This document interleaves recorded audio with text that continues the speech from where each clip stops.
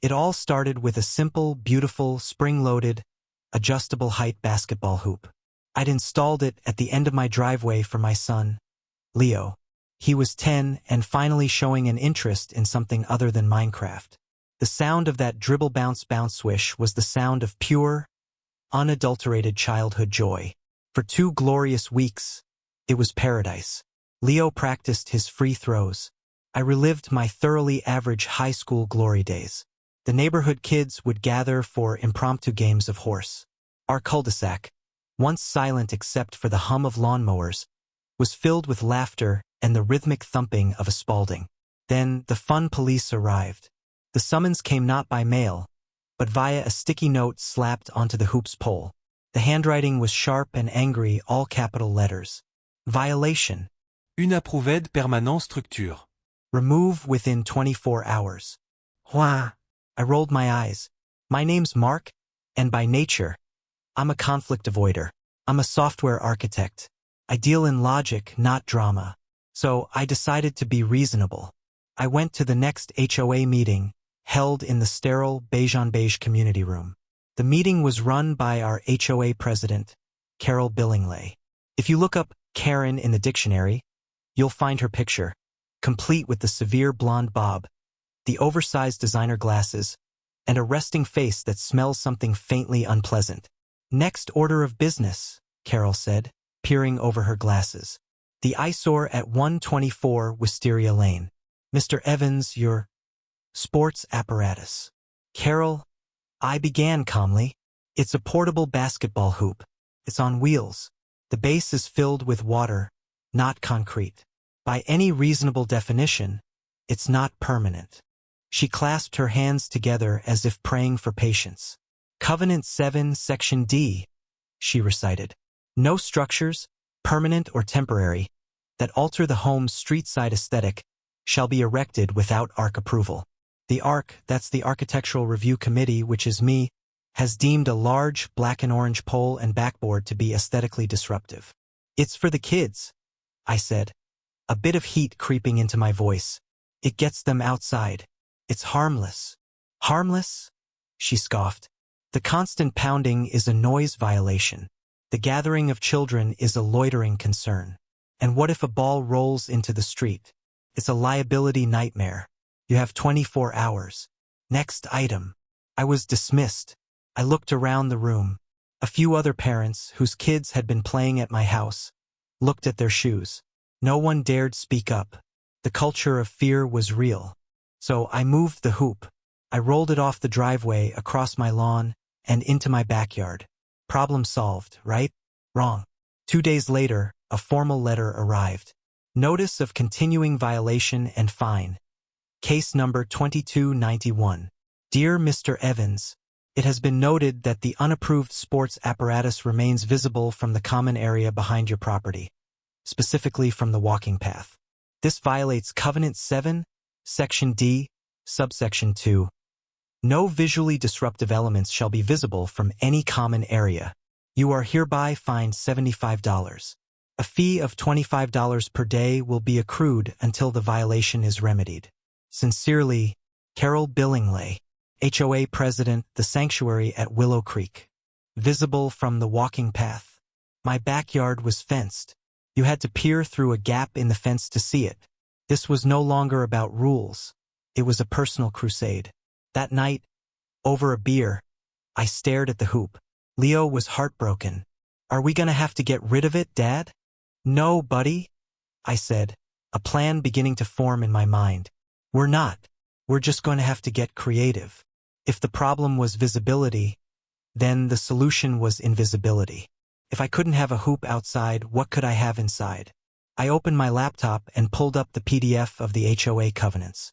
I started searching for keywords: structure, building, outbuilding, shed, and I found it. The loophole. It was beautiful. Covenant 14, Section A, stated, detached structures exceeding 120 square feet require ARC approval and a city permit. It said nothing about structures under 120 square feet. A grin spread across my face. Carol wanted a war over a basketball hoop? Fine. I give her a war. But I was going to fight it with the one weapon she couldn't understand: malicious compliance. I told Leo the plan. His eyes went wide with excitement. I hired a local carpenter, a guy named Dave, who thought the whole thing was hilarious. We didn't need a permit from the city, but we followed code anyway, because I'm not an animal. Over one weekend, in my fully fenced backyard, we built a shed. But not just any shed. It was a 119-square-foot shed. I had the surveyor out to confirm. We built it with sturdy timber framing and, most importantly, no windows on the sides facing the walking path. The front, facing my house, had a large roll-up garage door. The exterior was stained a HOA approved, secluded woods brown. It was, by all outward appearances, a perfectly compliant, if slightly large, garden shed. Inside, however, was a different story. We insulated it, installed rubber sports flooring, and mounted a full-size, wall-mounted basketball hoop. We put in LED shop lights, a small scoreboard, and even bleachers along one wall made from repurposed pallets. We dubbed it the Wisteria Lane Arena. The day we finished, Leo and I shot the first official basket in the arena. The sound was a satisfying, contained thump-thump swish. It was glorious. Of course, Carol noticed the shed. She sent a letter demanding plans and purpose. I replied succinctly, per Covenant 14, Section A. A structure under 120 square feet requires no approval. It is a garden shed for storage. I attached the surveyor's report. The silence was deafening. For about a week. Then the real fun began. The arena was a hit. Leo had his friends over after school. We started a father-son tournament.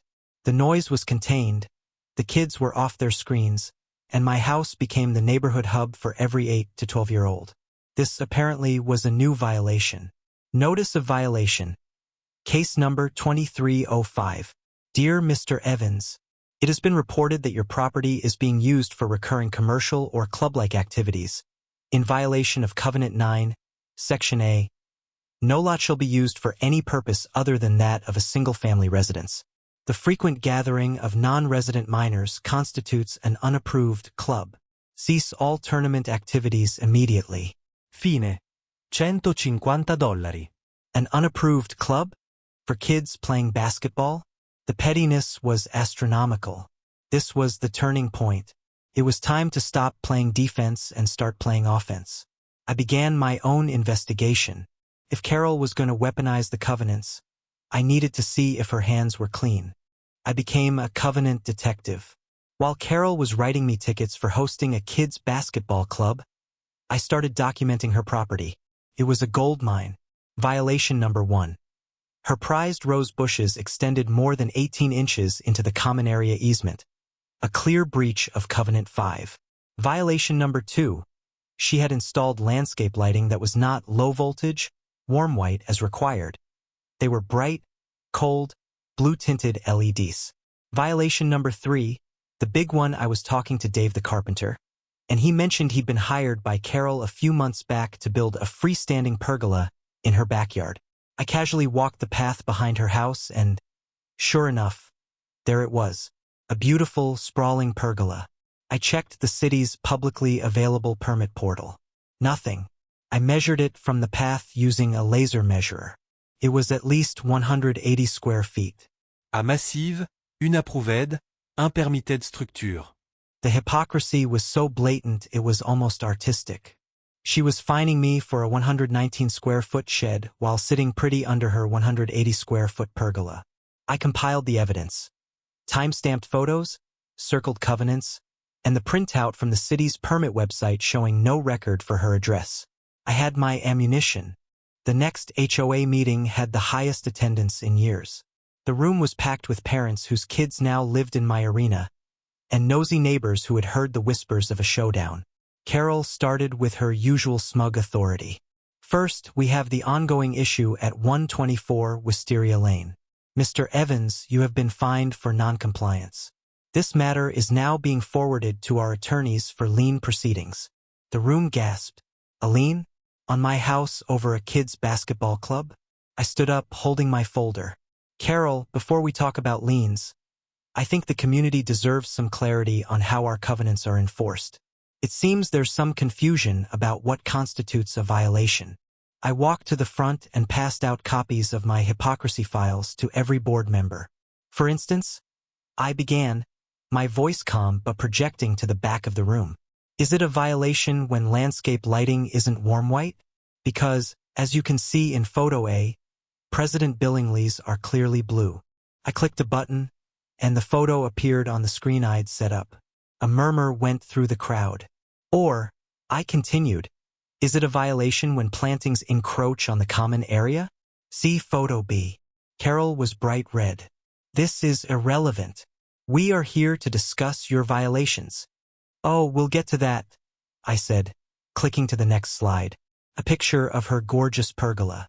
But I think the most important question is this: what is the penalty for building a large, permanent, unapproved, and unpermitted structure that is clearly over 120 square feet?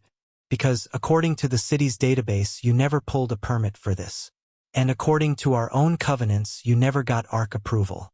So, by your own standards, Carol, your house should be facing a lien. The room erupted. It was chaos.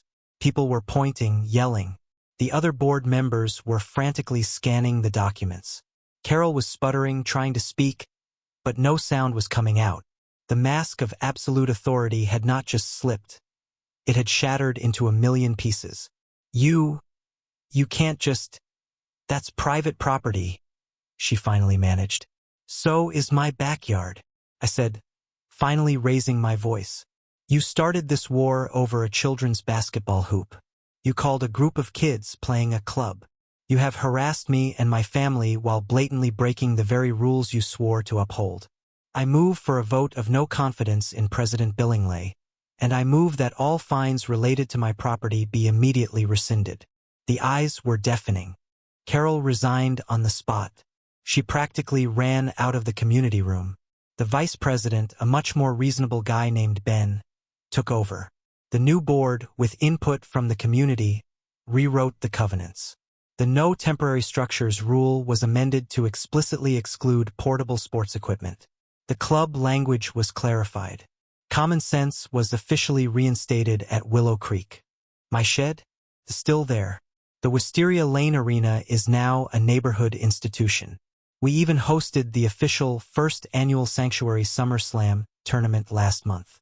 Trophies, hot dogs, the whole deal. Half the HOA board showed up to cheer the kids on. As for the hoop, well, with the rules changed, I rolled the original one right back to the end of my driveway. The sound of that dribble bounce swish is once again the soundtrack of our street. Sometimes you just have to know the rules better than the ruler. And sometimes, if they push you too far, you don't just put up a hoop. You build a whole damn arena.